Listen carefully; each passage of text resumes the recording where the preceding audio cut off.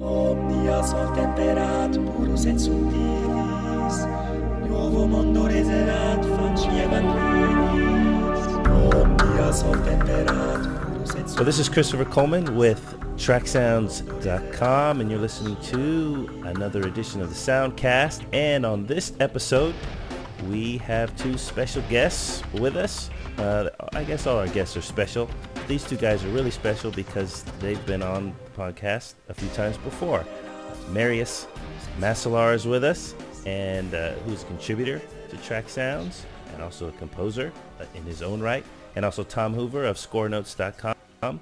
Welcome, guys. Glad to have you back. Thank you. Good. Yeah, indeed. Thanks. Yeah, it's good to have you back on. We've had some good discussions in months and weeks past, and as the summer months have come to a close and we're officially in fall, although you would never know it by the 90-degree weather I have here, we're in fall, so I thought it would be fun to take a look back over the summer months, and starting from May and going through August, and kind of recapping this summer in terms of film music.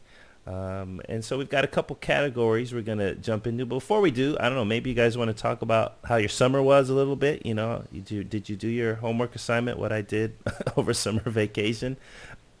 I know, Marius, I don't know if you can talk about the project you're on, but if you want to, here's a good shot to, pump up what you're doing, promo what you're working on. Well, sure. I mean, I can't mention anything in the way of details, but I spent most of my summer, at least the latter part of it, working on a television show, the scoring for the big pilot episode. It's going to air up here in Canada this fall, probably in November. I can point you to the website, which is www.thetimetraveler.tv, and you can read about the project there. But that was essentially my summer. I mean, I traveled around a bit. I watched movies, but I just enjoyed the warm weather because it definitely does not last up here. Yeah. Now I've heard that the timetraveler.tv is a code name for Flash Forward. Is that true? It's not true, unfortunately. No. No, yeah, I wish. Marius has gone big time. He's scoring Flash Forward and the final season of Lost, I've heard. Yeah, I wish. Okay, well, Tom, how's your summer been? What have you been up to?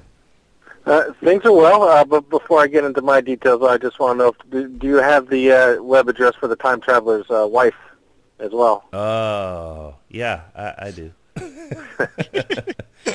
Yeah, but no, the summer's gone well. Do my usual thing with Score Notes, and I do have another project that should be emerging soon, but I don't want to jinx it. But here's a hint. I've spent a lot of time writing this summer, so. Well, it's good to have you guys back, and I've missed doing these. Summer's been kind of hectic for me, but tonight we're going to talk about, like I said, the summer of 2009. We're going to recap kind of this summer in film scores and kind of tackling it in four categories.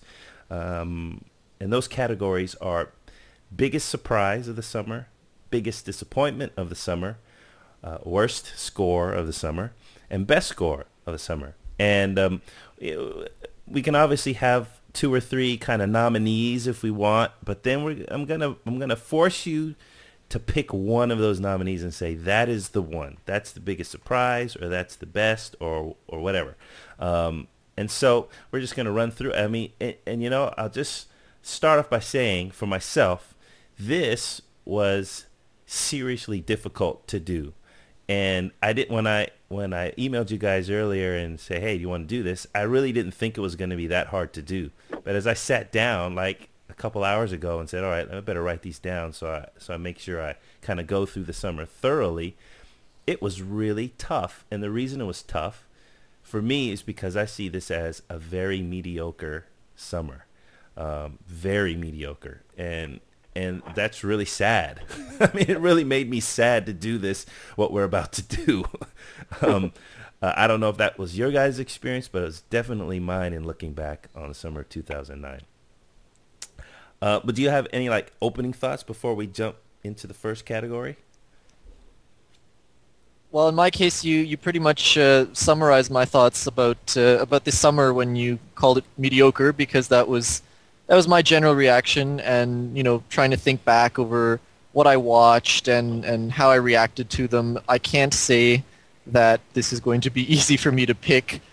So yeah, I'm just agreeing with you there. It was pretty sad in terms of a summer lineup. Yeah, pretty much similar to what you guys think. I spent a lot of my summer movie entertainment trying to find some gems on Netflix, and found myself watching a lot of foreign titles. So Yeah, I hear not you. exactly event movies, but a lot better than what we've been seeing in Hollywood lately. It's a sad thing, man. It's sad. I mean, summer used to just be awesome. I don't know if I'm probably the oldest one on this call, but I don't know if it's age or what. But they're just, I mean, there's a lot of potential. It's not for lack of potential for this year, but man, it was disappointing. I mean, just disappointing. And well, anyway, we could go on. I could go on and on about, because it's really just hitting me how disappointing this summer was. The more I say it, the more disappointed I get. Well, I'll hit you up like this. I think the machine right now, they're making movies geared for the shortest attention span possible, with like G.I. Joe and the way Transformers 2 was just Yeah, completely just mauled, even compared to the first one. yeah. It's just a new type of filmmaking these days. But even last year, I'm trying to think back to last year, it wasn't as bad as this. I mean, Iron Man, I guess, was the biggie. I can't. What was the big Pixar deal last? Was it Ratatouille? Was that last year?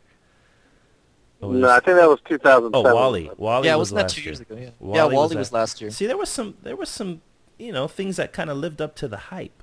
I don't know how many lived up to the hype this summer. I don't think anything did.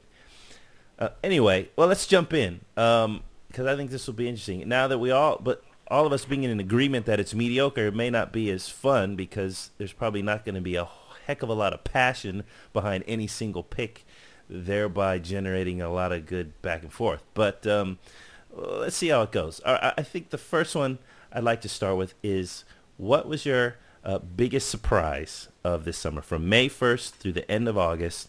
And Marius, I'll start with you. What was your biggest? You can give, like I said, you can nominate 2 or 3, but then you're going to have to nail one as your biggest surprise of 2009 summer.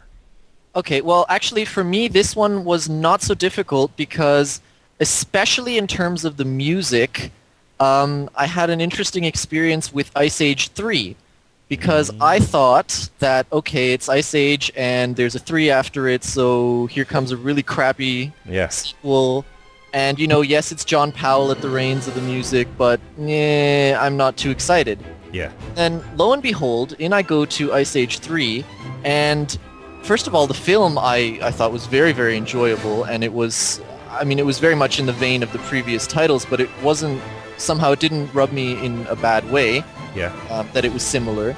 And the music, I thought, was spectacular. I really, really enjoyed the score. Yeah. I thought that John Powell, he pulled out all the stops, and he had one of the most entertaining scores that I've heard from him in a while.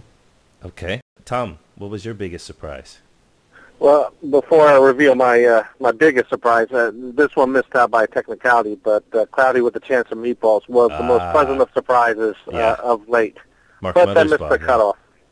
So I'd like to go to District 9 and Clinton Shorter. Okay. I know there's not a lot of music, it's not wall-to-wall music in the picture, but he surprised me in that he created a very functional score, and it was an entertaining score when you hear it on its own. And somehow he was able to manage through all the sound effects and the documentary style of the picture to create a very fluid, entertaining experience. So your expectations, you didn't have very big expectations going in for the music. No. I thought it was going to be like a dormant, metallic, kind of grungy sound, but it was dramatic and moving at parts, especially with the African vocals. Yeah. Interesting. Okay. Well, let me give you mine. I have 3 that I had to put into the nomination category. The first